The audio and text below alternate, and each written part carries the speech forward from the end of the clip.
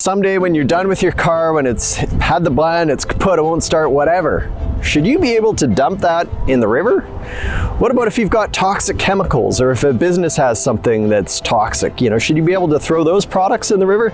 I think most people would say, no, absolutely not. We need some government regulations in our lives to prevent that from happening. But at the same time, we often see examples of government regulations that are a bit out of control. They've gotten carried away, or maybe they're no longer relevant to the times. They haven't kept up with technology and so forth.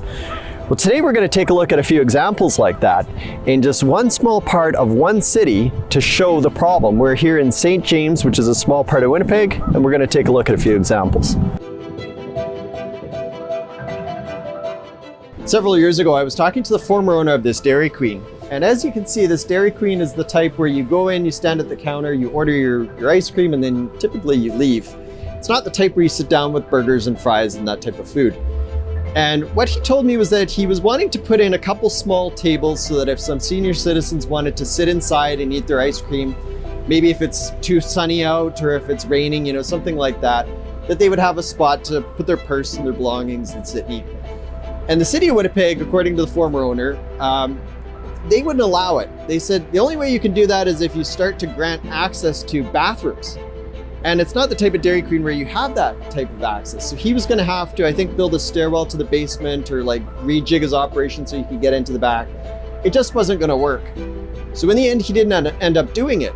And what was kind of weird about the whole situation was that the city had no problem with him having tables outside.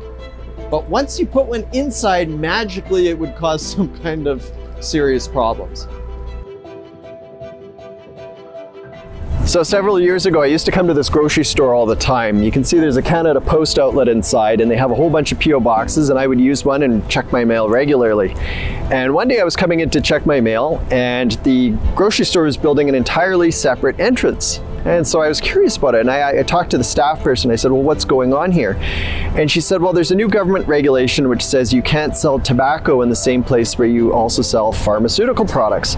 And so because this grocery store had a pharmacy right inside of it, they had to basically fence off that pharmacy to separate it from the rest of the store, and then also build an entirely separate entrance for that pharmacy.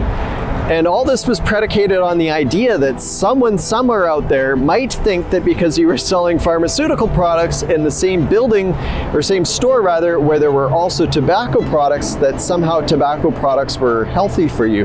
So it was obviously pretty questionable. I think for a long time now, everyone has known that tobacco products certainly aren't good for people.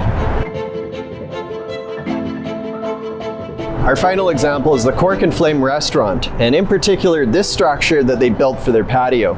Now the story behind it is that during COVID-19, governments told restaurants that they had to reduce their capacity. Governments did not want so many people inside restaurants, they wanted social distancing. But the other thing that governments did that was positive was that they told restaurants that they could go out and increase the size of their patio space, and a lot of them did that.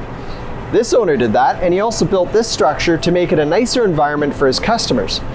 But then one day the city of Winnipeg came along, and without any notice, they shut down the patio. They said, we want to see proof that this thing is safe. So the owner quickly went out and he got an engineer's report. And then the city of Winnipeg said, well, that's not good enough, we want to see an architect's report. So the owner got an architect's report. And then the city said, well, we're concerned about the height of your fence. So it was one thing after another, and the patio remains closed to this day.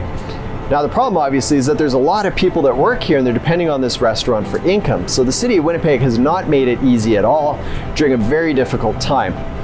Hopefully what you can see from the three examples we've covered today is that governments often with their red tape can make it very difficult for businesses and also consumers.